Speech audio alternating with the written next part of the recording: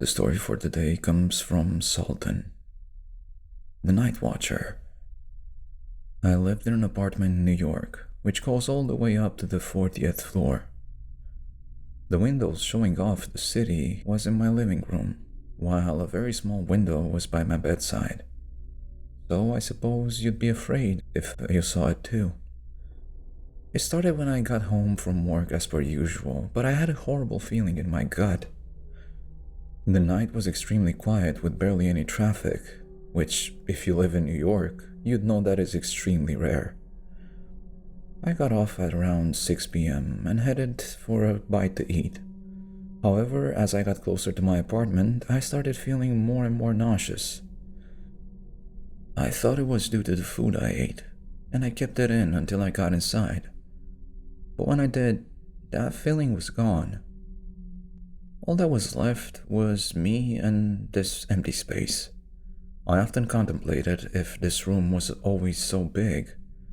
Couches and the rugs, the kitchen and the seats all felt so unfamiliar, almost as if I'd stepped into someone else's house. I cautiously took off my coat and made my way to the bedroom before washing up and heading to bed. I shouldn't have. I awoke at around 4 in the morning. The room was usually pitch black, except this time it wasn't. A small circular light was on my bed from an unknown source. My phone was on my nightstand, so it couldn't have been that, nor could it be some other piece of technology, as they were all stored away in my office. It had a faint yellow tint, and the more I stared, the more I realized that it was coming from outside. My heart began to race as I could feel cold sweat beginning to form on my back. What could it be? I lived on the 30th floor. There's no way it could have been human. The realization hit me like a truck. Maybe this was all a bad dream. Maybe it would all be over soon. I shut my eyes and pretended like I was asleep. If I do, it'll get bored, right? I stayed awake the rest of the night. The yellow light remained where it was, still and unmoving, before it dipped at around 6 a.m.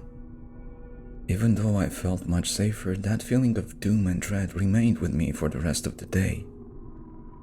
What could it have been? This happened for the next few months. I could feel my body deteriorating. I could no longer eat, no longer sleep, and due to this, no longer be able to perform simple tasks. This, however, also lit up some form of rage within me. I was angry at this creature for destroying me, for watching me. Why me? So that night I was prepared.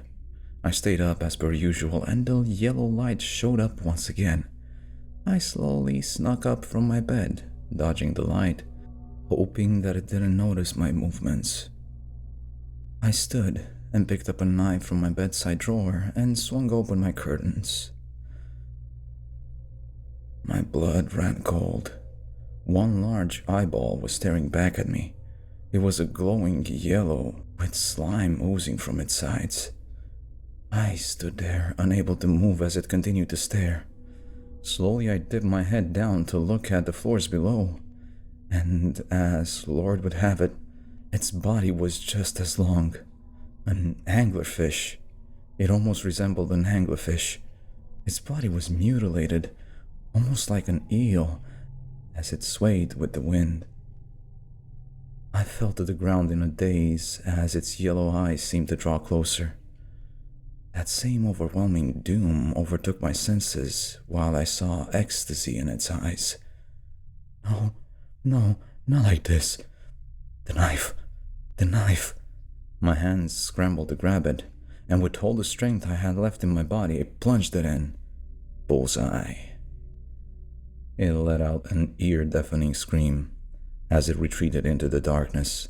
The yellow eye was the last to disappear. I still remember my hands shaking as I brought them into my chest, the knife clattering onto the floor. That was the last time I saw it. My life is going as per usual now, with nothing out of the ordinary. Even so, My mind circles back to that encounter on a regular basis. What did it want? What could I give? What did it see in me? If you encounter it, I wish you luck. Shaking, I closed the letter left by the previous tenant and took a peek out my window. I moved in this apartment recently after I noticed it was selling at an extremely low price. I looked down. A small circular light was reflecting off my bedsheets.